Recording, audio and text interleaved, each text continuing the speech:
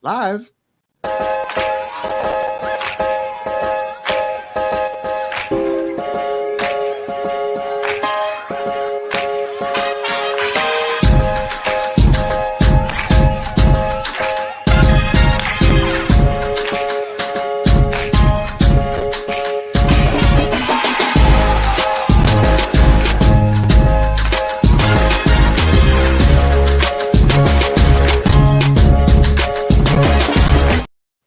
Welcome back to the All-Purpose Pod for an All-Purpose Life, wherever you are and however you're hearing our show. Thank you again for making us a part of your morning, your day, and your week with your weekly mirror check before you go change the world, baby. Herb and Raj Podcast, Football Talk with Bo. We are in the building. Good morning, fellas. Morning. Joe? The Joe is here, representing. I like it. Here. All right, here we go. Duncan with French vanilla. Let's go, baby. Let's go. All right, man. There is a lot going on in the world of sports. I don't know. Hopefully we can get through. We got time today so we can roll. I guess we start with the coaching carousel, man. This is like last week we were talking about how coaches that weren't on our short list, so to speak, getting canned. It's like, wow, what happened? So now we're hearing stuff like, well, congratulations to Antonio Pierce, number one. We've been kind of hoping that, Max Crosby's death threat didn't, they can decide this, but, they did hire him as a full-time head coach. Not sure what the terms of the deals are. I don't think I even saw that, but yeah, I hadn't seen that released yet. I mean, they had one of the top defensive units. Nobody knows this because of the Raiders. Nobody wants to talk about this, I guess. It's not high on their priority list, but they had one of the top defensive units in the entire league last year. I think they had the 16th fewest points and 11 fewest yards per game, which is pretty awesome. They had issues with others like quarterback, O-line, so kind of probably drowned that stuff out, but their defense was pretty solid. Matter of fact, it probably was better than it was when Carr was there. I think the numbers seem to be a little bit better than that, if I'm not mistaken. But besides that, I mean, that would make total sense because Carr's best defense was like 26th overall or something. Like he never had a good defense. Only 6. You sure? That's awful. I thought it was way better than that. No. He actually had a couple of years where they were like somewhere between 30th and 32nd. Like he was really carrying the load there. It's why I always laughed that there was so much Carr hate because it's like, man, he makes one mistake and your team can't get him the ball back. Like, how mad can you be? I thought they had a little bit better defense than that. I think he had. I think he had one year where it was like 27th or maybe his 25th, which was still like the best of his tenure there. He had some really bad defenses. Which is a lot better. I think Pierce's influence on that team is really showing. So they're getting a shot at stability at head coach, which is always good. They're going into the draft for a quarterback, though. I don't know if we have time to talk about that at some point, but yeah, they're going. They already kind of made that clear. They're going to get a quarterback. Where they're going to get that, I'm not sure. I forgot where they were drafting this year, but yeah, they're going to need a quarterback. I don't think Connell is it. I see some nice things that he does, but I don't think that's happening. So, all right. Well, news that Bill Belichick is the favorite, if we can believe that, for the Atlanta Falcons. What are you guys hearing? What do you think about that? Yeah, I mean, it makes sense. He's been brought back for a second interview. You don't bring someone back if he's not, a legitimate case. And then, of course, in his second interview, they had, the rest of their front office to meet with him. So that seems more like a meeting of, hey, if you do get hired, what's the game plan? These are the people. Like, how do we make this work? As opposed to, I mean, oh yeah, we got some follow-up questions. Can we fire you, mean? Can we see the other 2 rings? I think he has to be the favorite if they brought him back in. These are the guys going to get fired. That's what you meant? No. Front office guys. Oh. No, not coaching. Front office guys. Okay, all right, okay. Atlanta had a really, really solid defense. In fact, I think early in the year it was probably one of the top 10 defenses, I think it was, before Grady Jarrett went out with the ACL. So Belichick would be inheriting a nice defense, which I'm sure he'd appreciate based on some of his background. But he's going into the draft too because there's no way they're going to be rolling what they have right now. They got some offensive talent with Drake London and Pitts and Robinson. Yeah. Yeah. They put in some picks on offense. Just they don't have the right guy behind center. So, and that's really where it comes down to. I'll be honest. I was one of them guys. When I gave him a chance, man. I said on this show, I said, give him some time. I think he can do something. Give him some time, bro. I don't feel as strong now as I did then. So I think time has run out. The clock is broken. It's time to move on now. But well, especially with as many quarterbacks are in this draft. Yeah. I mean, if you got a guy that you're like, oh, maybe he can develop, that maybe is the big problem. Because then you look at this draft and you're like, I know one of these dudes is going to be okay. Right. So how many quarterbacks are in this draft anyways? Now that I'm thinking about it. Because you didn't declare, right? Right. He said he was staying in school. I think there's still like 6 or 7 like legitimate QB options. That's not as much as we thought originally. Yeah. I mean, you take off like your top 3, with Daniels and Williams and May, you still get to the second level of like Nix, Penix, and McCarthy. I mean, that's still 6 guys that probably go in the first or second rounds. That's a lot for any of these teams that's looking. Especially for a team like Atlanta that I think has the 8th pick, something like that. Well, they got 8. They got about 11, 12 quarterbacks coming out. Going to be in the draft. Some of these names you ain't gonna know who they are. Yeah, I wasn't including people we don't know. Well, yeah, okay, that's fair. Guys like the guy from UTEP. I haven't watched one of their games, so I have no idea if Gavin Hardison's any good. But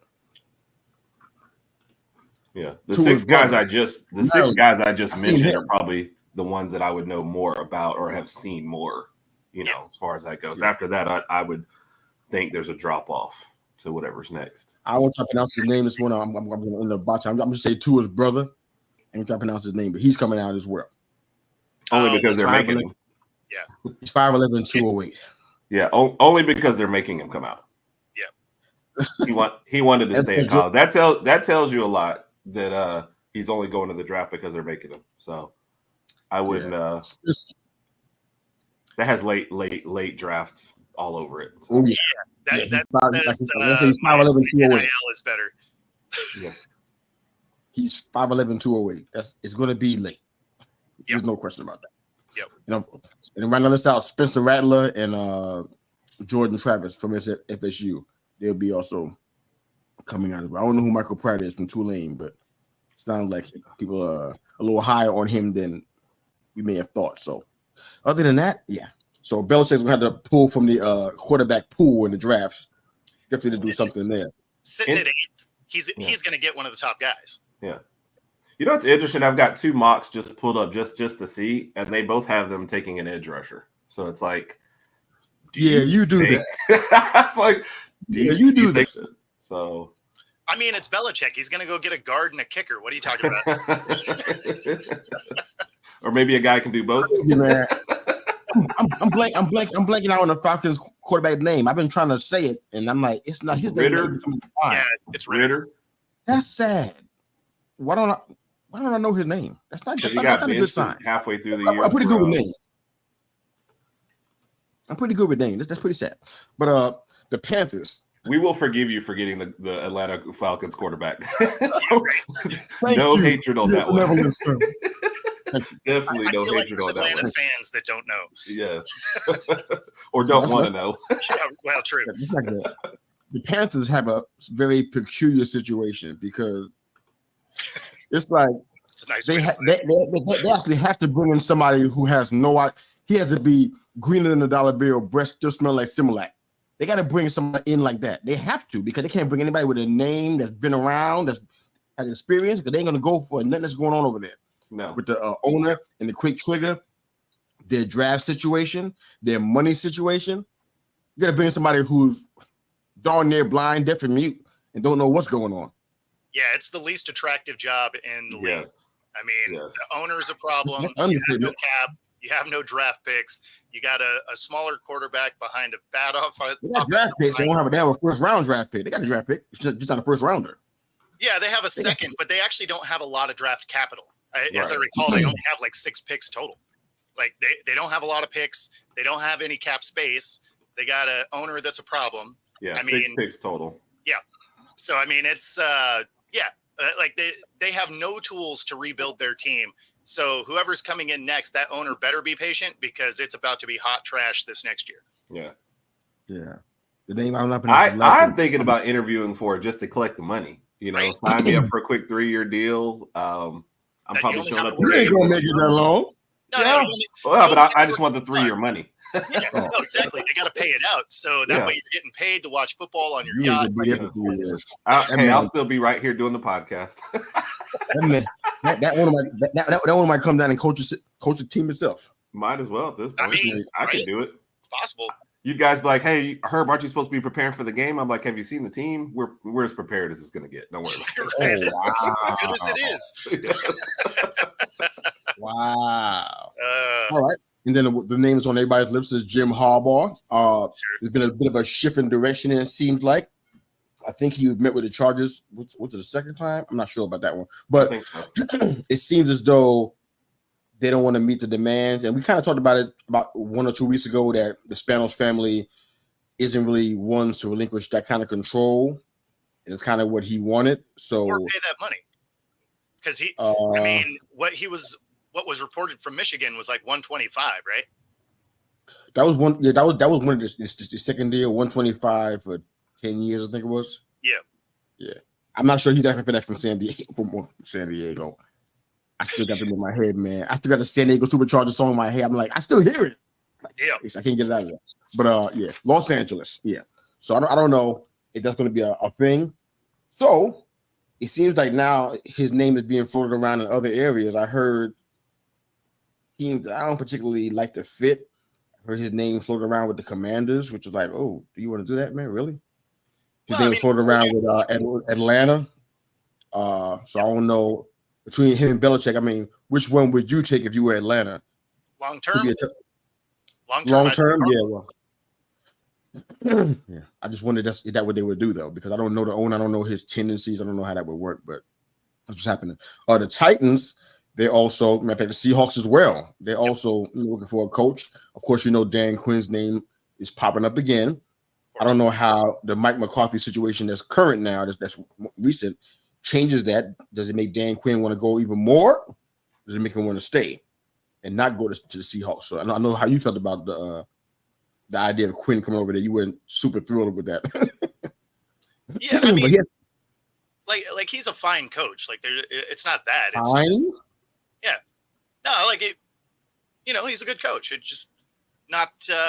If you're gonna move on from Carroll, why would you bring in one of his dudes? Right? That'd be like firing Belichick and then bringing in Vrabel. Right? You're just like, I mean. I wouldn't be against that part, but May already got the job already. So no, I know, but I mean, like, if you're trying to move on from a regime, from a that kind of thing, then you don't bring in the same coach. Right. Yeah, there's some concerns about Quinn. though. I mean, we got to be honest about it. We can't. I don't want to pile on the Cowboys. People cry bias and all the usual NL East whining they always want to do all the time. But I mean, he has some issues, in Atlanta as the head coach. That didn't go very well, if you can recall. The defensive situation in Dallas wasn't great, especially in their wild card loss. There was some concerning thing that happened. So you're talking about the defense that was, I think it ranked. I mean, the defense ranked pretty good in Dallas, anyways. 8th in interceptions, and then we're 5th in scoring.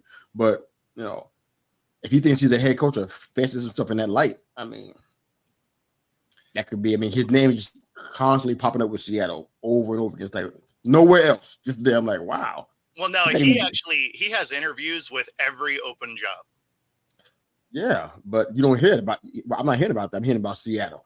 Well, it's because narrative-wise, it's nice, right? Because you're like, okay, Dan Quinn coming back to Seattle. Pete Carroll's still in the office, so if he has things he wants to talk to him about, the chemistry is good.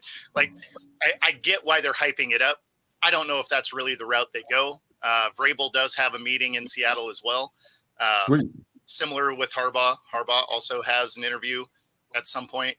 But that's interesting. I didn't know that. That's interesting. Yeah, so it'll be interesting to see how it goes down. It's funny, Seattle's list of head coaching interview potential people is actually pretty long. So they have they're going to interview Ben Johnson, right? Which that one's interesting because that offense has been really good the last 2 years, right? Obviously Dan Quinn. They're going to bring in the Rams DC Mike McDonald. The Ravens DC, the Rams DC, Raheem Morris, Dolphins OC Frank Smith. This is the one that surprised me a lot. The Giants OC Mike Kafka, they're going to bring him in. That's a unit that was bottom 5 in everything. Like what? Right. Why would you bring that guy in? No, I get what you're saying. Yeah, Mr. You got him the interview. Yeah, right. 100%. No, no, we hate for you to go. Well, let me pack your bag. Yeah, no, it's your bag already packed since week 3. Yeah, right. No, so that one really shocked me that he was on the list. Like these other guys, when you're looking at it, it's like, okay, the Dolphins OC, right? Points, they're second. Yards, they're second. Rush yards, they're 6th. Touchdowns, they're 1st. It's like, okay, yeah, all right. That kind of makes sense. Obviously, that's aided with some of the fastest dudes in the league, but, whatever. That's solid. Then you look at, the Ravens DC. Their points allowed was 1st. Passing yards, 8th, right? Third down percentage getting off the field, 8th. You're like, okay, yeah, that's an upgrade from where we were. That would be awesome. Even Dan Quinn, their defense was solid and, minus one real recent game. Again, the Lions, they 5th in points, 2nd in yards, 5th in rush yards, 3rd in touchdowns. So, all of these would be upgrades from the stats that Seattle had. But, so the list is pretty long. And then you have Mike, which is, he showed up to work every day. You're like, all right, gold star on your chart. Good job. Like attendance. He had the attendance award. I feel like part of the Kapka thing. This is just my opinion. I'm over here. Could be biased too, but to me, it's like part of that is his history with KC. Sure. And the other part is the narrative about injuries ravaging the Giants' offense. So I think he's getting a pass for one or both of those things. Other than that, that's all I got. They didn't really have many injuries when Seattle hung like 11 sacks on Jones, though. Seems like he got a pretty good. What are you talking about? The O-line was injured even then too. It's been injured off and on the whole year. Yeah, off and on. You got a week where they weren't injured. Matter of fact, I don't think there was one the whole entire. What are you talking about? Injured the whole year. I'm just saying when they played, it wasn't their most injured point of the year. And they still ran through the line pretty good. And we also had a bad offensive line. Like I don't know why you're mad about it. I am not mad. I'm just saying it's been 17 weeks, dude. They've been injured every week. Yeah. The O-line, people in charge of protecting him, injured every week. Every week. Yeah. It wasn't Thomas, it was somebody else. Every week. Oh, I know. They probably give him a pass for some of that stuff too. I don't know. The Hawks didn't have their desired, starting 5 until week 16. So I get it. Far be it for me to try to compare these two teams because I don't think it's a good comparison. It's really apples and pomegranates right now. It's not a good comparison. But it's just that could be why Kafka's getting this love. I don't know. We'll see what happens. But if you want Kafka, you definitely can have him. He's right there for you. I do not. I will pass. Yeah. Out of this entire list, he is that dude I don't want. Yeah, okay. Copy that. The Titans are next up. It feels like they're going to get somebody who doesn't have any experience, kind of like what I was saying about Carolina. They ain't getting somebody like a Vrabel who wants control because they don't seem to want to give that. So somebody who lacks head coach experience is probably going to be the next man up. I don't know who that is. They got Mike McDonald's name as the predicted name, but I wonder if he wanted to even be a part of that. I'm not quite sure what's going on there, but great defensive unit, so he may like that part if he does get higher, but there's a lot of offensive issues, so to speak. Yeah. I don't think they've had a plan. That's what I would want to know in the interview. Like, what direction are we heading in here? We moving all these pieces out. Like, what exactly are we doing next? So, yeah, I agree with that. And the Commanders, it kind of is what it is. I don't even know what to to make it at Ben Johnson's name is the one that's predicted the most, it seems, but I think he views it as his top choice, which is like interesting. I wouldn't expect that from him. Seeing what he's seen with the Lions, I figured like, okay, if you want to be a head coach that bad, that's a good reason to leave a team kind of on the come up, like the Lions are. But to go to Washington, it's like, did you think that one through? You really want to be at this place? This is your top choice? He better off going to Seattle than going here. Diana Rossini from the Athletic said it was his top choice. That part's the part that got me said, top? Like, when you say top, you mean like the number one? Like, if all the other ones blew away in the wind and were gone forever, this is the one you want? The Washington Commanders? Maybe that's the one he feels like he could get. I don't know. Ben Johnson's name been floated around so much, he could probably get any of these spots that he wants. Sure. Potentially. Well, maybe not the Chargers. Well, no, I can't even count them out of that one. But the Commanders. Well, the thing that's enticing with the Commanders is you get to build the team, like top to bottom, because they don't have anything, but they do have a lot of draft picks. So I mean, you get to build a team in. They got weapons now on offense. They got weapons. I'm not going to even. I ain't even going to do that. They got weapons on both sides of the ball. They do. They have a couple of pieces. It's still a complete rebuild. Like a complete rebuild doesn't mean all 53 dudes. Like there's if you just make Lauren and Dotson, I would say a couple of pieces, but they got Robinson. He's not a bum at running back. He's pretty decent. So that's fine. Defensive guys, they got a few of those over there too. When Chase Young left, they didn't feel that bad about it because they had some guys that were pretty good there, like Montez and the boys. Pieces. They don't have a team, is what I'm saying. So this is a rebuild. Like, yeah, every team's going to have a couple of dudes on it, even terrible teams. Like you look at the 0-16 Lions team, they still had some dudes on that team, like, but it was still a full rebuild after that. So no, I mean, that's the thing that's enticing about the job, though. Is you can build this whole team. You have a lot of draft picks. You know that ownership group is going to be somewhat patient because you're changing literally everything about the team. Mm-hmm. So, I mean, if you were going to have a spot where you potentially have some time, you can build whatever it is you want. You have cap space, you have picks, like that. That's that spot, right?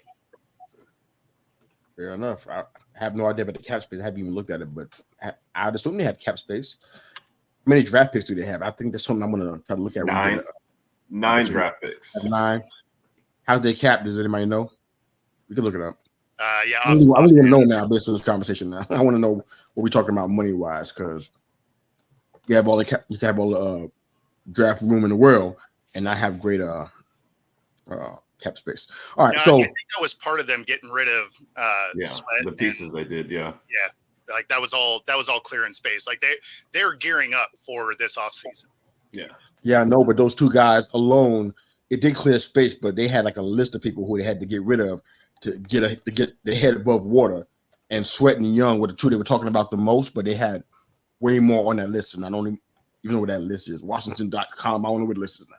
But it was a list of a lot longer than just two people. So I'm just kind of wondering how they came out, with those guys. 78 million. Yeah. 78 million. That's what they have. Okay. Mm-hmm. Yeah, and then somewhere it's like you get three different numbers, somewhere between 73 and 86, depending on which article you're looking at. But still, plenty of cap space. About 80. So I mean, you can get some dudes with that, especially if you're doing, a fair amount of work in the draft.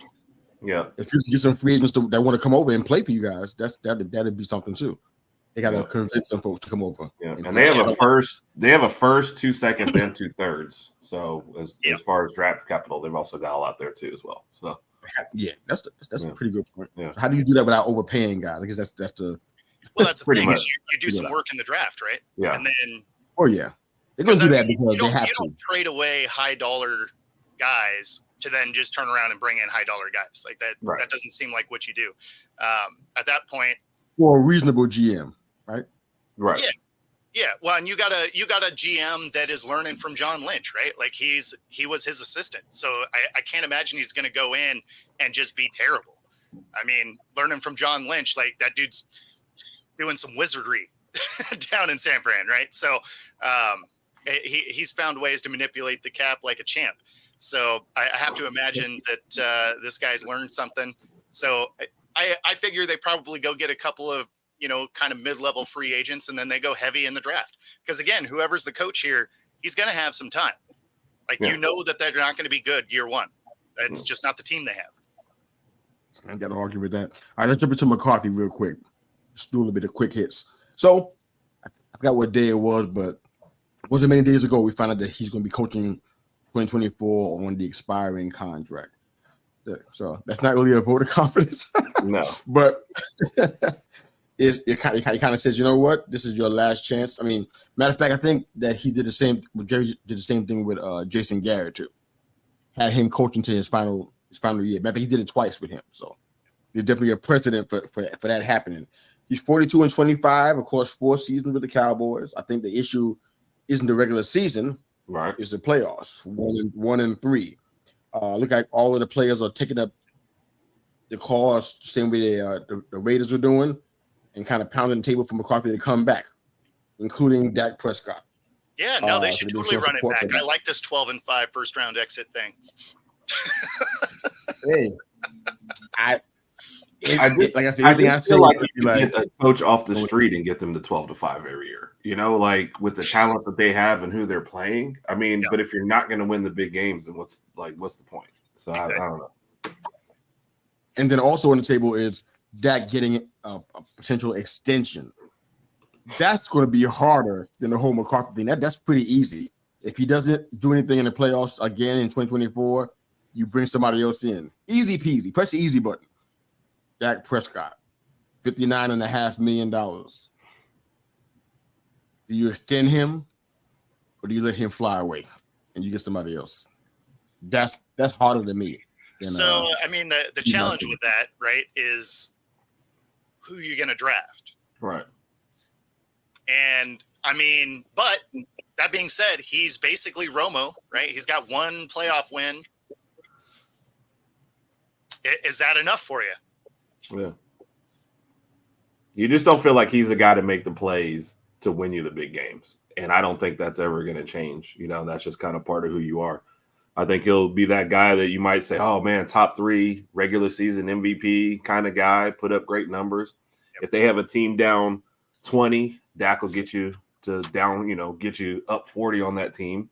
He's that guy. But in a tough playoff game, he's just – you don't expect him to make the plays at the right time. But I'm reading more articles about it, and it's like, I guess because all the provisions he put in his contract and stuff, people think he's going to get paid. He almost has all the leverage here. So, well, and I think he does. I think he has that Daniel Jones action, right? Like he's had good seasons back to back. Daniel Jones did. There right? you go. I mean, how do you think he got paid? For the record, I'm not comparing Daniel Jones to Dak. Just no. What I'm comparing, continue, sir. What I'm comparing is he's probably going to get overpaid because he played well in a contract year. I'm pretty sure we watched that happen with Daniel Jones. He played well, right? Okay. Oh, you don't think he played well now? I thought he did reasonably well. Yes, not enough to warrant the money that was put into his hand. I didn't see a balance there. I'm sorry. I said that from the beginning. I'm like, how much? I know it was. I said it was a reach as well. But the thing is if you play well in a contract year,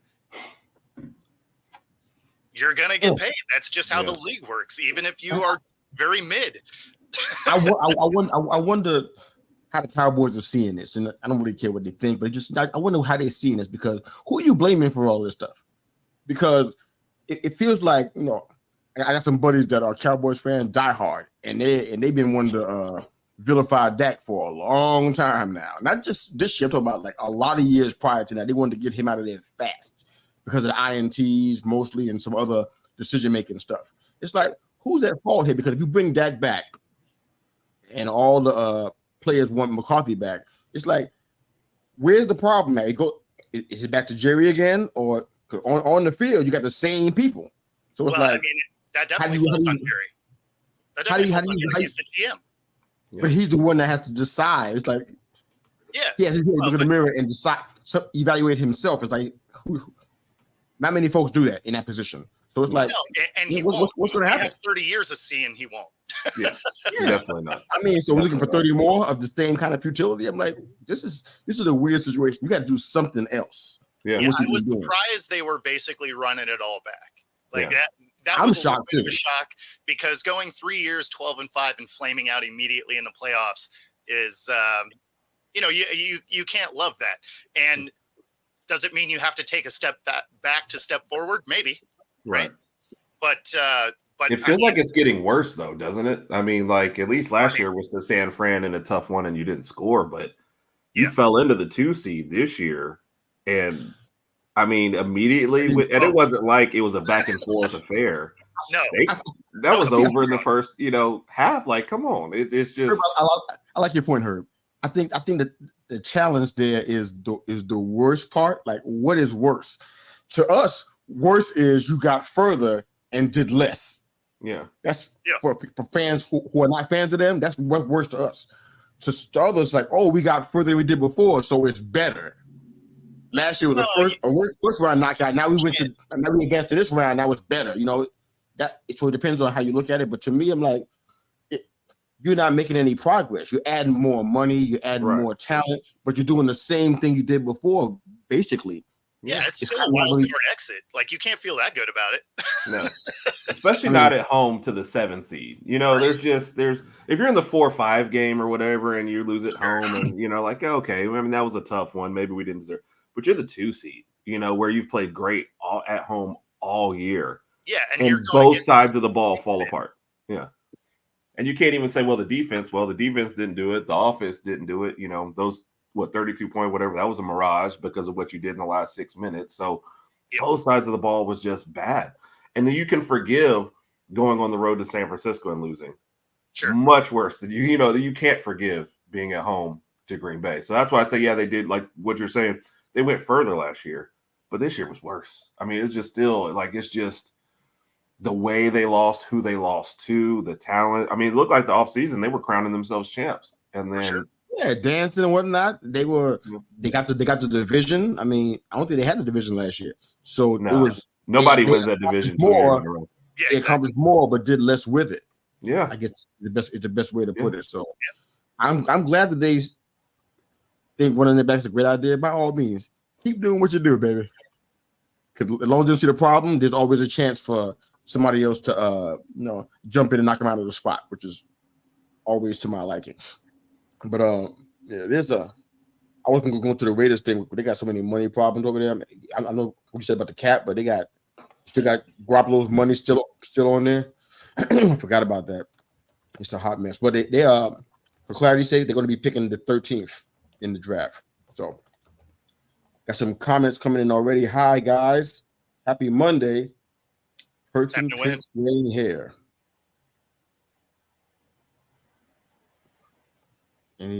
Bo, you have any idea what's happening? The pink swaying hair. You know who this is? It's an emoji. It's an emoji. It's an emoji. Yeah. Copy that. Yeah. West Coast win. Thank you. It's on my YouTube channel. So I can see the emoji. You're so special, man. Thank you, West Coast Win, for joining the show. We really appreciate your support here. All right, what else we got? All right, Packers show they are real and love it. Man, kid, do you know me at all? Okay. Packers show they are real and love is a good quarterback with more to come. Add a couple pieces to that defense. Well, there's some people who are on this show that may not have agreed with that up until recently. They didn't feel like Love was a good quarterback. I felt like with some time, I thought he'd be able to assimilate. I thought he had some talent. I think he bared that out. What he did this weekend was his youth, is not being in that spot before and not knowing how not to throw against his body, which should be a normal elementary thing, but he threw against his body in the worst possible way. He was channeling his inner Brett Favre. He's fine. yeah, he was, and the price was very costly for that decision. But it was the same as Brett Favre. You know what? Yeah. I actually posted that. I said, did that look like his last pass? Like, that's my immediate reaction. 100%. It looked like his last pass with the Vikings. Yes. Like he could have thrown it away. Instead, he threw it to the other team. Yes. Back across his body, which always ends well. So. Yep. Yeah, never. But the Packers always take care of defense. That's not really an issue for them. As a matter of fact, usually their last 4 or 5 picks in the draft, they usually almost always defense. They take care of that kind of stuff. So no worries there, man, K. They're going to definitely do that part. LOL just saying hi. Hi, West Coast. Thank you for joining us again. Morning, gents, and of course, the obligatory Roll Tide. Good morning, Raj. He is one half of the Herb and Raj podcast, seen every Tuesday evening at 9 p.m. EST. Thanks for joining us, Raj. Hope you're doing well out there, brother. Missed you last week. All right, let's jump into a little bit about some of these games here. I think we got to take some time to jump into this. So, you want to start? What's the first game? It was Texans-Ravens, right? Was that the first one? Kind of.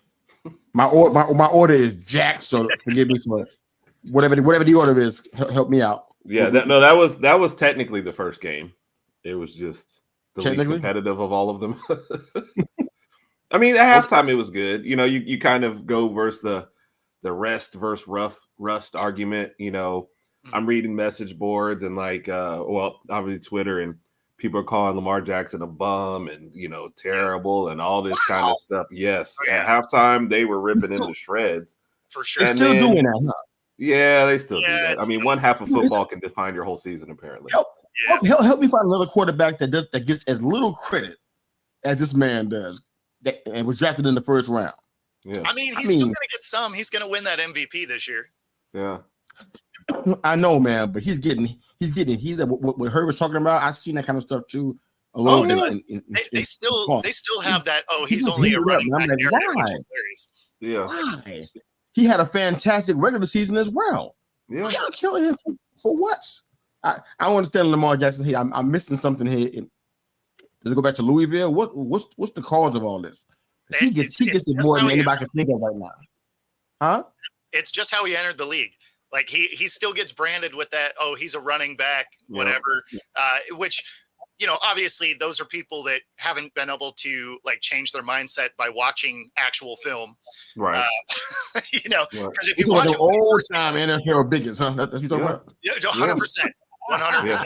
That's basically what it is. Because, I mean, if you watched him when he first came in, yeah, you totally could have made that argument. He didn't throw particularly well. You know, didn't get through reads. Like, he ran, right? That was his thing. But if you watch him now, like, you can take his running game away, and he's a good quarterback. Like, he can beat you with his arm. Yeah. Like, his game has evolved to a spot where if he has to stand in the pocket and beat you, he can. Yeah. So, I mean, also to coincide with that, sorry, I didn't mean to cut, but to good. coincide with that, this seems to be like the first year they actually really invested in the passing game too, as well, though. So you can lose Mark Andrews and still have plenty of other weapons out there. Like, it's amazing what happens. It seems like when he was first there, they built their team around the running back. They would have like 5 running backs on the roster. So the first 2 would get hurt. They still have 3 more, and they were a running team. Yeah. Well, and then now it's like, and now it's like, oh, let's give him some wide receivers. Oh, he can actually throw. And everyone's shocked. Like, no, this is what all the good teams, like, you look at what they've done traditionally with other, you know, look at what Miami did, look what Philly did, give you a number 1 wide receiver out there. And wow, things kind of change when you actually give the quarterback people to throw to. So. Somebody didn't do their research. I feel like he had the potential to be a pocket passer. I know we didn't always see that all the time, but I'm like, running quarterback, that's not a good long-term strategy. We've seen that enough times. No, for sure. We talked about it earlier this year. I'm like, if Lamar, I think he threw for like 1 touchdown many times, and then he would run in for like 2. I'm like, you can't keep doing this. Right. They're gonna blast you, you know, and you're gonna be injured, and this year gonna be like your previous years.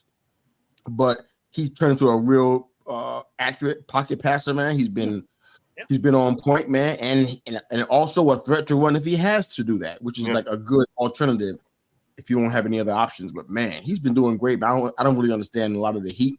But I was hoping the Texans would put up a fight. I didn't expect a 24-point loss. I didn't expect that. However, we got to understand a few things about this.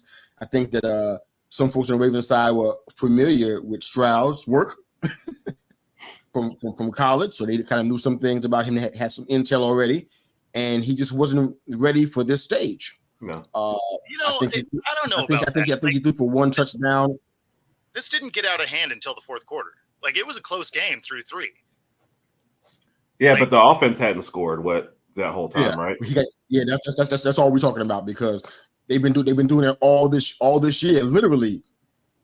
Pretty much almost every game they've been doing that, and it wasn't happening this time. And that's a credit to the pass rush, which for the Ravens is phenomenal. They had Stroud on his heels making quick decisions most of the day, no time in the pocket. I mean, that kind of stuff is not great for a quarterback. I think we all know that. But 24 points was like, wow, I didn't expect that. I said Texas gonna put up a fight. It's gonna be 34-31.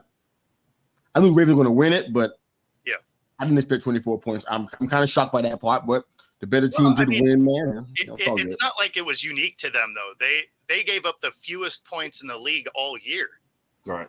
I mean, they only gave up 280 points all season. That is not a ton of points. Right.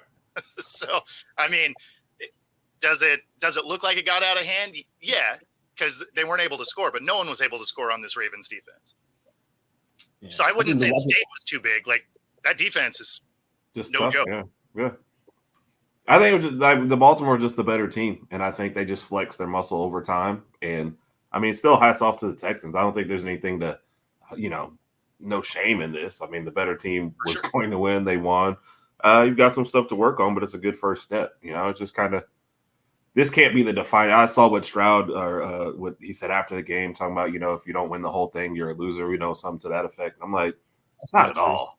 Not at all. Not in this case. I mean, they talk about resetting expectations, and if you had told them they were going to win the division and host a playoff game at the beginning of the year, you'd have thought they were, that's amazing, right? Yeah. Now it can't be, if we don't beat Baltimore, we're a failure. Like that just doesn't make sense. So no, not at all. I mean, I don't agree with that whatsoever. I feel like there are a lot of things that they have done well in the past, and that's why I mentioned the stage, because I'm like, the things that they've done well in the past, they didn't even come close to doing that now. I mean, they had 38 rushing yards, dude. Yeah. I mean, come on. So I know they're going to, like, to Herbert's point, reset expectations. They have to do something else. I mean, Secretary was pretty decent, but it was in the pass catching realm, not really in the rushing realm. So they got to do some stuff back there behind him. I like Tank Dell, but, they use him as a running back a lot, but he's supposed to be a wide out. So I guess we're going to figure that part out, how they want to use him, how he's most effective. But 229 yards to 38 is pretty lopsided. So that's not a great recipe for a dub if you want to get one. All right, Packers and Niners. This is one of those, like, I keep talking about Debo every time the Niners play. I'm like, whenever Debo is not in this game, it looks tremendous. It's like it does. I guess this is just me now talking. It's not no expertise, nothing. I'm like, this is just me. If one person is not there, you gotta be ready for that, because that one person might not be there. Yeah, you gotta do something else besides that. For example, say for instance, Kelsey's not playing. So what happened when Kelsey wasn't playing in a game with the Chiefs? What happened? What happened to the team? You saw the result. You gotta be ready. You gotta mitigate that kind of stuff, man. And Debo, unfortunately, we see this a lot. I'm going to even say on a yearly basis since he's been in the league, he goes out. And it's like, what are you going to do? We talked about the IU thing. We kind of went back and forth about that and whether he was a top wide receiver and all that kind of stuff. But when he has to shoulder the load, it doesn't always look very good when that happens. But to their credit, the Packers struggled in short yardage in end zones, and that's not great. I never really understood that part either, because when Rodgers was there, they had the same guy. They had Jones and Dillon. Jones dealt with injuries pretty much every year too, not really any different. And Dillon had to take the weight, but they were always a lot better at red zone scores and short yardage plays and stuff. They were always better than that. But they look horrible overall this year in that same realm. I don't really understand what changed. I think Aaron Jones, his role has changed. That's for sure, because now he's catching more passes than ever before. Before he was a bruiser, running between the tackles. Now he's catching passes. I'm like, is that what you want him to do? Your recipe for success was a lot better with him and Dillon were pounding folks, wearing them guys out on the line. But I don't know what happened there. But I thought the Packers would put up a pretty good fight too. They had a stellar week last week. They only lost by 3 points. I guess some would even argue, you know what? A lot of things happen with some calls. I've seen some of it on Twitter. People making that the difference of the game. It was that missed field goal. Yeah. Well, yeah, that's 3 points. Yeah, missed field goal. I think the way they handle short yardage, I think that was the Achilles for the Packers. Because if they would have handled that, I think the score would have been different, and they probably would have had the lead and won. But because they didn't manage that situation very well, CMC game-winning touchdown with 1:07 left. I mean, and the two picks didn't really help him out either. Yeah. No, that didn't help either, not at all. Didn't love throws against his body, like we talked about in the pretty nice run that Green Bay had. But it's amazing when you look at the 49ers and how many weapons they have, and you lose one guy, and like everything just seems to change. You know, I don't get it. Yeah, Debo's that guy. Yeah, he is that guy. I know, man, but come on. And I think everybody does kind of slide down. It's like we said, Ayuk is much better as a 2, and I guess Jennings is much better as on the bench. You know, so it's like everyone else kind of slides into their natural in the water, huh? Yeah, I mean, it's amazing how one person, but like you said, he maybe stop using him as a half running back if we're going to get banged up every year, if this is the case. And if he's that important to it, I mean, that guy, I don't know. It's like the Lions' chances get a little bit better with him not on the field. And it's just crazy when you think of how much they have on offense. And you're talking about C-Mac was a possible, MVP candidate throughout the year, but Debo's the most important. So it's just crazy. Yeah, you're not even the MVP on your own team. Yes. It's kind of like the Cowboys conversation almost kind of reminds me of that, because in the offseason, what are you going to do? You're going to keep things the way they are and try to just add to that, or you're going to make some adjustments? Because winning the regular season shouldn't be the goal. Right. It should be playoffs and whatnot. And you need to have your best guys ready to play in the playoffs, right?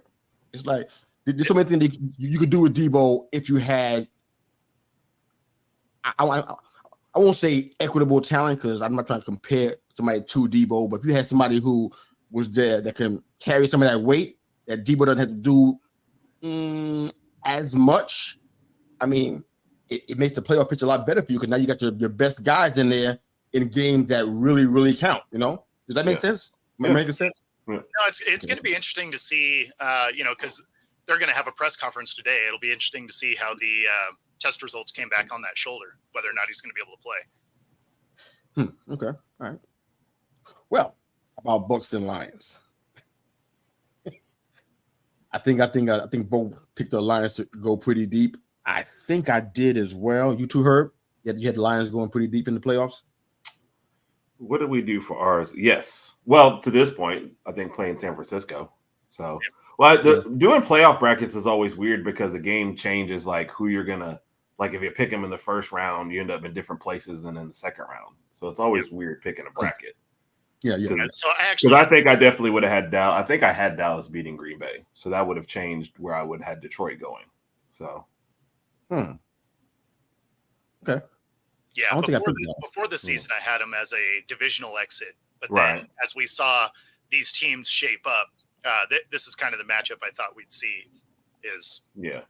Before the season, I think I had Dallas winning the division, but Philly actually playing the Niners in, for the chance to go to the Super Bowl. So that's what I had.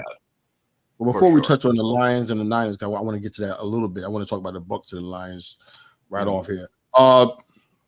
We talked about the Bucks all year. I think they were pretty fortunate to be in the spot that they're in. I don't think I want to see the Saints in this spot, so I'll take this over that. Yeah. I couldn't watch that game. That's just me personally. No offense to the Saints fans out there, but the team wasn't very watchable in my opinion. But last Wednesday on Wednesday wrap-up, we asked you about Baker and which one was going to show up. Was it going to be the system quarterback or Mr. Improv, relying on his arm strength, 51% of his passes? Who's going to show up? Yeah, that's what I was going to say. Both. Both of them showed up. Yes. How is that possible? Just depends on which drive you have. No, it was serious. 63% of his passes was completed, so he even went beyond the 51. 3 touchdowns, 349. I mean, he was out there balling. And then 2 picks. Yeah. You know, can't forget that part of the stat line. Yep. And one of them, I ain't say he was throwing against his body. I won't say that, but his form on that one that Derek Barnes intercepted, like, ooh, that was a departure from what he was doing all game. I'll just put it like that, and we just leave it there. But the Lions, what 14-5? Is that right? They won 2 playoff games for the first time since 1957. None of us were here. It's the last time they won an NFL title. Yep. They're gonna be playing San Fran, the top seed. After watching San Fran yesterday, I don't feel like this is as easy as we may have made it sound last week. The Lions will go there and get blasted. I think it's going to be a lot of a closer matchup than that, because if the Niners play the way they did yesterday, Lions are going to be going to their first Super Bowl in a very long time. So this is interesting. How you feeling about the Lions and the Niners now after seeing them both yesterday? I like the mental makeup of the Lions, honestly. I feel like they're not going to be intimidated going into San Fran. I think that's one of the bigger things about this game. Talent-wise, I mean, they're there. They've drafted extremely well. You know, the rookies are playing well. Goff is actually coming in his own a little bit there. So I like the way they're playing, but I don't think they're intimidated. Like, I was honestly impressed with how they went to Dallas and fought them, you know, just because the way Dallas is the regular season and how Dallas is at home. So, and then they're catching San Fran maybe reeling just a little bit, not playing their best. I mean, you got to love their chances in this game. Yeah, I'm excited for this matchup. Like, I think this is going to be a great game. You know, I like the Lions. You know, like you said, I like the culture they're building there. Yep. Their team is playing hard, right? Like even when they seem like they're a little above where maybe some of their talent level is, just their sheer want to win shines through. Yep. So it's been a fun watch. Obviously, I lean a little more to the Lions because I don't want the Niners to hang a banner on us next year.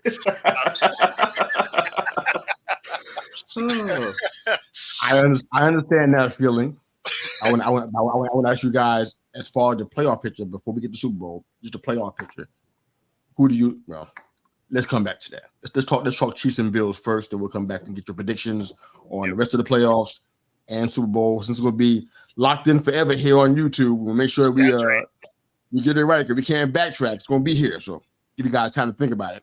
Chiefs and Bills. All right, so I got to see all of this game. I've seen all of most of them. The Chiefs and the Bills kind of winning. Yeah. Okay, so in this one, I'm thinking about the Lions, because I'm like about their pass offense. I'm like, all these stats in my head. I'm like, okay, let's just put that to the side now, because we ain't talk about them no more. So that's right. Brain fart, excuse me, y'all. All right, so Chiefs and the Bills. We kind of knew it was going to be a close game. Before we get into the details, I got to be honest, I was really disappointed. Yeah. I really felt like the Chiefs were vulnerable. Forget all that Mahomes magic crap. I ain't talking about none of that stuff. I ain't giving credence to that anymore. That's not. People can get past that if they scheme right. And I mean, their team is not even the best as it has been in years. They could have did that, but the Bills open the door and let them boys come back in. I mean, I don't know how else to put it. Man, that Diggs drop. Team of destiny. I felt like you would be a really solid one half of a Super Bowl team of a Super Bowl. Excuse me. Because offense and defense, special team wise, you guys are pretty solid. Yeah, he has some mental hiccups throughout the course of the season, but I just felt like, you know what? Overall, you guys were really good and maybe even better to a degree. And to come out had here, a home game. I mean, I felt like everything was in their hands. It's like I don't really know. Before I'm gonna let you guys kind of break down the game itself, but I gotta just say this. You know, it feels like the Bills don't know how to finish. You know, and it's like, dude. How did this? I mean, people say, "Oh, football, you got to compete." I know you guys are going to probably say that because you guys are big football fans, aficionados for a long time. But I don't know how this same team, the same players, and the same coach come out here next year and play KC again. I don't know how they're going to do that. What you going to tell yourself? What are you talking about? You know exactly how they're going to do it. We see it every year. They have a star on their helmet. Yep. We've seen this movie. Yeah, I know, but that movie sucks. But okay. I'm saying, but up here, because this seems to be as mental as anything else. Sure. It's like mentally something's going on up here. That's like, I mean, even Bass missing kicks. I'm like, something up here ain't right in the time that it counts. I mean, let's go back to the Bills when they were in Super Bowl 4 times in a row, something like that. What's going on up here that makes you not be able to capitalize on that and finish 4 times in a row? That's bad history that they have on their on their record. And it's like, is it talent or is it something going on up here? So to come into the game now, next year, hopefully the Chiefs don't win the Super Bowl because it's going to be even worse for you then. Mm-hmm. But even either way, to go back and play them for the 5th time, and they already beat you 3 times already. It's like, how do you resolve that in your head with the same players, same coaches, same everything? What's going to be different? What are you going to do different? You going to play harder? This is for the Super Bowl. This is essentially what it's all for, the big trophy, the big deal, to being the best team in the entire world. That's what this is supposed to be about. So I'm like, what do they do? This is hypothetical. You got to answer. I'm just asking, like, how does this team go in here and do the same thing? Yeah, I mean, it honestly, it is very similar to the Cowboys and the Niners, right? Is mentally there's a letdown. And it seems like that's what happens here, is mentally there's a letdown. Like, if they would have had a lead, I think they would have been fine. But soon as it was kind of trading back and forth, you could see that it felt different. And then when Diggs drops that open ball down the field, it looked more like here we go, right? Not a oh man, my bad, we'll get this back, no big deal. Like, it looked like it was just like man, we're gonna lose this again, and that was early in the game to have that kind of letdown. So that's kind of there's something about that team that gets in their head.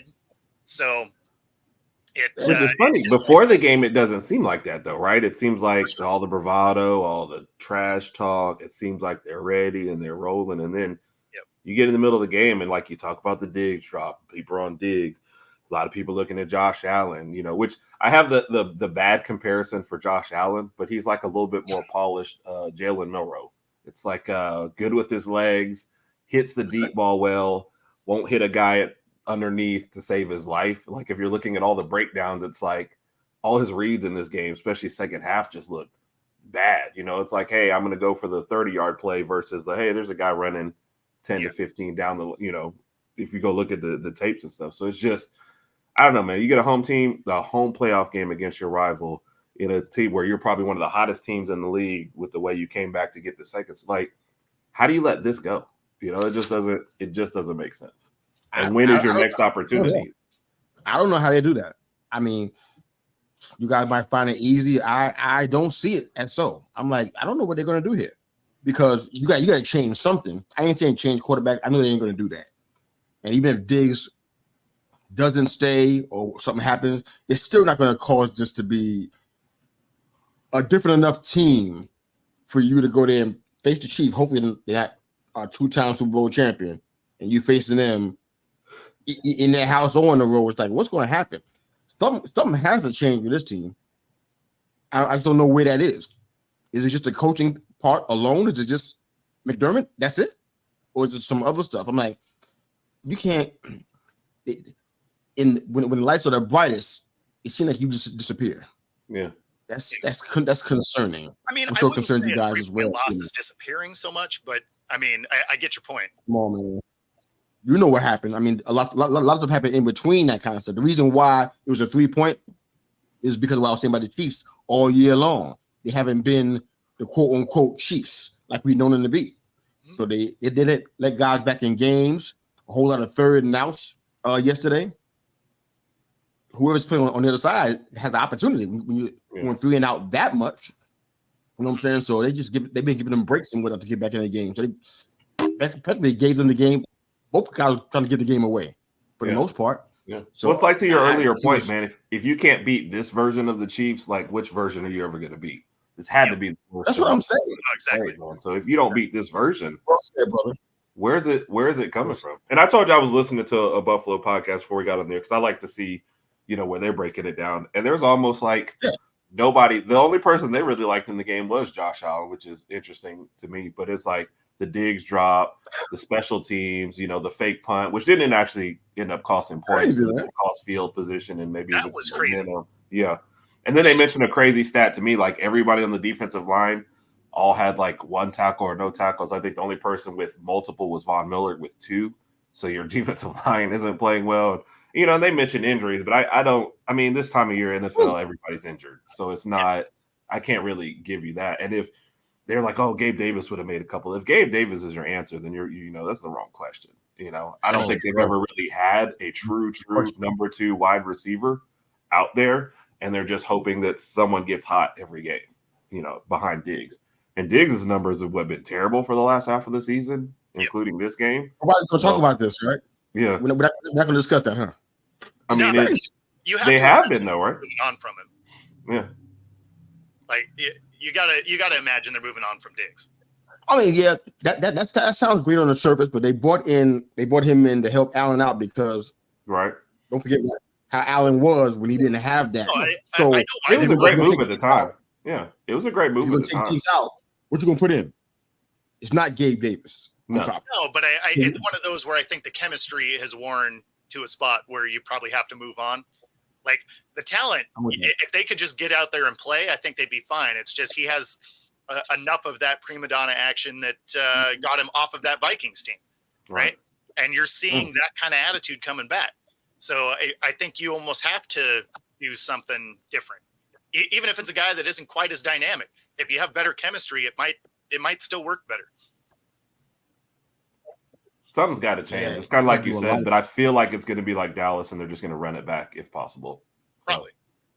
Oh, I didn't say it was the right decision, but look at the parallels. Both the number 2 seeds. That's what I'm saying. Both. I know it in my soul. It ain't going to work if you try that. It's not going to. Oh, I agree. I know, and we're going to get to watch it twice. Yeah.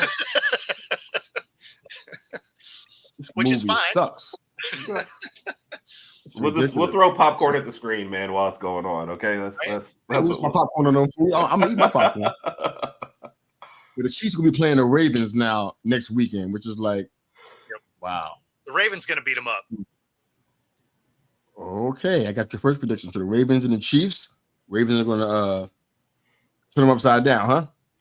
It's not gonna be a blowout. It's not gonna be a blowout, but that defense is gonna beat them up. Yeah, I'm just going with what you said. Okay. Okay. So, how about you, Herb? Ravens, Chiefs. I didn't want you to misinterpret it. I would never misinterpret you, Bo. You're too clear. All right. So, Ravens, Chiefs. Yeah, I mean, I just think the Ravens are clicking at the right time. This version of the Chiefs, I just don't know that they're going to have enough, especially firepower offensive wise. Surprised they put up as much as they did against the Bills. I don't see that happening against the Ravens. And tight game, first 3 quarters, because I like to say the Ravens like to play with their food. But I feel like that fourth quarter is a separating quarter, and I feel like they're just going to be too good in the end. So the final score is probably, like most Raven games, is not going to be indicative of like the whole game. But I can see it, Chiefs in desperation mode at the end, force something, Ravens get another touchdown. All of a sudden it's a 20-point win, and you're like, well, they beat them by 20. I was like, nah, they really beat them by 7, but the game turned on its head in the last quarter. That would not shock me at all. All right, well, when it's time for us to put our picks in, I'm most definitely going to be where you guys are with the Ravens. But if the Chiefs happen to win this game, you're going to hear my primal scream wherever you live. You'll be able to hear it from here. Okay. then I'm going to know something ain't right. I'm going to jump inside all the guys saying the NFL is rigged, the truthers. I'm going to be right there with you. Got that right, guys. Let's toast to that. This thing is fixed. Yeah. Well, if there's like 15 flags on the Ravens for like 200 yards, then something's up. Yeah, for sure. Lamar Jackson gets tossed out of the game in the first quarter. Well, especially when one of the penalized teams. Right? Yes. Yep. Personal foul, breathing on Mahomes. Yes. 15 yards. Add 5 to the end of the play. Yep. So that's 20 yards. First down, Kansas City. I can see it now. Yep. Oh my God. Flag in the middle of the coin toss. 100%. 7 points. Coin infraction. Chiefs. Coin infraction. 15 yards. Yep. Oh man. All right. So that leaves the Lions and the Niners. I am going to go with the Lions. I'm going to stay here. I watched both of these games. Both of their games played this weekend. I watched everything, all of the little details, all the little nuances. I had an eagle eye for it. I like the Lions here. I don't love Purdy enough to think that he can handle what's getting ready to come his way. So I'm going with the Lions on this one. How about you guys? Lions and Niners. I think it hangs a lot on what happens to Debo. If Debo is cleared to play, here comes Lord Debo. Hey, it is what it is, man. Yep. If he's cleared to play, then I kind of like the Niners here. If he's not cleared to play, absolutely, I like the Lions. Yeah. So it's about Debo for you. Okay, all right. Well, it's such an impactful player for the way their offense runs, right? So because everything they seem to do runs through Debo, you have to give him, on the defensive side, you have to give so much attention to him. That frees up guys like Ayuk and CMC. And, so as soon as you take that element out and you get to play those guys a little bit more straight up, they're not as open as they normally are. So that's where I think if Debo is out, that Lions D, who has given up some points through the year, right? So, I mean, you can exploit some of that Lions defense that, if they're missing that element, I think that defense has enough to make it happen. If he's there, you're going to score points on this Lions team. So then it comes down to, can that offense keep pace? I don't know if it can for 4 quarters. It certainly can through, most of the game, but that's where that game could, kind of fall away right at the end. So if Debo is out, I'm taking the Lions. If he's in, I think the Niners squeak through. Okay. I can get with that. The point I was going to make earlier was about the Bucs and the Lions, but respectively, they're 27th and 29th in pass offense. And Detroit gave up 270. No, they gave up 319 yesterday. So it's like, if Debo is playing, it's gonna be tough. Yeah, I'm not sure that's going to be the key to the game, though. That's why I'm kind of thinking with the Lions. I'm thinking other factors will play a part. And I know it's going to be a blasphemy wearing this hoodie and saying this, but I'm real, so I'm gonna go ahead and say this. When he was at Michigan, he was money. Never worried about him missing a field goal. When he did, I almost fell down and had a heart attack. I was shocked. What? Moody missed a field goal? It's impossible. Since he's been with the Niners, it's possible. So I kind of feel like this game's going to come down to that kind of stuff, because both of them have some challenging situations going on at more Niners than the Lions, but I think it's going to come down to kind of a field goal. I don't think it's going to be about Debo. Debo, if he plays, he's going to get his. I think it's going to come down to that the defense and the games in the trenches. That's why I'm going with the Lions, only because of that, not because of the impact of Debo. Herb, you had something else on that? No, I agree with it. So I'm gonna go with the Lions, but it's more of who am I rooting for more pick than versus. I don't dislike the Niners, so I'm not rooting against them for any reason. But I like the Lions. I like their makeup. Obviously, a couple Bama guys there, so that gives me a little more incentive to pull for. But I like the story better too. Yep. And then, like I said, going into it, I just don't think they're scared to go play in San Francisco, and I think that's going to make it a good game. They're an inconsistent team, though. It's like, you look at the end of that game and a chance to put Tampa Bay away, and they can't. So that's what scares me with the Lions. It's like they have a propensity to play these tighter games than they should. But burned on those. Yeah, over time, you get burned on that. Yeah, and that's the thing. I mean, with or without Debo, I think San Francisco is still the slightly better team, and I like their makeup and playing at home. But man, I'm be rooting for Detroit. So I'm gonna pick them in this game. See, man, I'd love to see them get their first Super Bowl visit for how long has it been? Like 57? Yeah. Something like that. That would be awesome. All right. Yep. So do you guys feel good about Super Bowl predictions? You feel good about it? Because I can't ask you this next week. I got to ask you now. How you feeling? What you got? You can't ask this next week. I can't ask you that next week. When we actually know who's playing? Yeah. I'm asking you now. Before we find it out. All right. So if you ask me next week, I'm declining to answer. Right? Like, can't tell you who wins. No. I ain't asked you to tell me who wins. You can if you want to. I'm asking about who's going to be in the Super Bowl. Ravens and Lions. Ravens and Lions. That's what I'd like to see. I think it's actually probably going to be Ravens. 49ers. Yeah.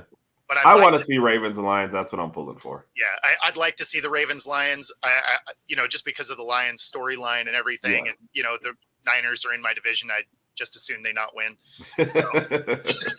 And the Cowboys will be there because they will have tickets and they will be sitting in row J. They ain't gonna be there with tickets. The pain will be too deep. I'm going Ravens and Lions as well. Do you feel bold enough to pick somebody out of that, or you want to go ahead and leave that alone for now? Oh, Ravens, if that's it, man. Yeah. If that's they're gonna beat the Lions or Niners. Probably. Yeah. I mean, I feel like everything's kind of clicking for them. Yeah. We watched them dismantle the Niners earlier. Yeah. And the Niners were healthy when they did it. Yeah. Love to see if Mark Andrews comes back. If that happens, Lions. I forgot who's back there in the secondary. I'm blanking out on their name for the Lions, but he don't want Mark Andrews on his detail. Isaiah Likely though is a decent little second option if you're talking about tight end. He's not terrible. So I love the chemistry with those two. Like they throw a low pass to him and he says next time throw it up. So okay, I'll throw it up, touchdown. So it's little stuff like that I kind of like going on there. So imagine those two tight end sets. Oh brother. Yeah. I think both teams probably gonna be doing that a lot in that game. They're gonna be unveiling some new wrinkles. All right, good to go. Got a few comments that we're gonna go ahead and jump into real quick, and then we'll close the show out for today. Great job, guys. All right, Green Bay is a young team. It'll be one to watch again next year. I think they have a good chance to be leading the division. Well, you think they the take Lions are still going to be there. No, they'll still be there. But this team is on the come up. I think they have enough young talent. They could be in the playoffs again. It's very, very likely that could happen again. I don't think they're going to take the Lions out, but I think that they're going to be battling the Lions a lot better than you might think they would normally. No matter what the Lions do, even if it's a Super Bowl win, no matter what they do, I'm saying, I think the Packers are going to be in a dog fight with them, unlike the other two teams in the division. That division should be tough because I mean, if the Vikings get their quarterback situation figured out, I mean, they were able to win games even with the rotating cast of quarterbacks. So I mean, now the Bears, who knows? But what's the scenario where the Vikings get their QB together? Give me one scenario where that. Well, what would that be? The draft pick ain't going to get it. So what would that be? I mean, I can't even imagine one. That's what I'm asking. You're going to be able to get a quarterback anywhere in the first round. Yeah, but that's not going to help them stay where they are or ascend higher. I don't think it's going to happen. So you don't think that one of these draft picks is better than filtering through 4 different quarterbacks? In comparison, of course, but Minnesota's not getting one of the guys that you're thinking about. They ain't getting one of them guys. I don't think they're going to come up that high. They could get a Bo Nix. They have a first-round pick. He's probably a second-round quarterback. Like they could get a guy if they want a guy. Because they're picking at 11. Yeah, I'd be surprised who's going to be left until these guys are going at first 3. It's going to be because the Bears are probably going to be doing something to quarterback now. Well, I mean, they're not going to get the first 3, sure, but you got 6 viable quarterbacks in this draft, and they're not all going to go in the first round. Yeah. So, I mean, if they want a guy, they can make a play for a guy. The rest of that team is good enough to win games because, I mean, we watched them do it with literally 4 different quarterbacks this year. Yeah. So, I mean, the team is decent. So if you get just stability there, you should be, good enough to trip up some division rivals. Right. Not win the division past it, but not be an easy out either, I think. Exactly. I wasn't saying that. That's more the Bears than anybody in that division. Mm-hmm. But I don't think they're going to be fighting for the top 2 spots. I just don't see it. All right. How about them Lions? All right. Hold up. How about them Lions? Them boys are making history with almost every game they playing right past couple of games. So I love it. Oh, thank you, sir. Nice of you to acknowledge that. I walk around this whole town and people act like they don't see it. Won't even acknowledge it. But you know what? National champions, and if you don't like it, I got 2 words for you. All right. Rod says, I'm picking the Ravens over the Lions in the Super Bowl. So we got another Ravens and Lions. All right. It's now guaranteed to not happen. Oh, come on. It's done. That's not nice. Now it's going to be KC Niners. Yeah, pretty much. We've doomed it. Honestly, do you like that idea? What? I'm a struggle with that game. What, KC I'd rather Niners? see Baltimore. First off, I don't want to see Usher at halftime. Number one, but number two is like that. I was struggle with that one. If this version of Kansas City makes it to the Super Bowl, it's all over. Like, Yeah. That one's not doing it for me. I need something else. Maybe something new. The Chiefs and Niners, that ain't getting it for me. I'm sorry. Yeah. It's not working. In fact, Chiefs and Lions not even working either. I don't want either one of those. I don't see that. But anyway, any closing thoughts, man, before we shut it down, man? It's cold out, but I enjoyed the show. How cold by you? Oh, not as cold as everywhere else, but cold for the South. we down here in the 20s, man. Cold enough that I have to do the show in a hoodie. We finally warmed up, so we're sitting about 43 now. So is the waterfall thawed out now that you're? It is. It is. Yeah. The life that man lives is incredible. Well, we're going up to 50 today, but right now it's like in the 20s, 30s. It's like it ain't pretty.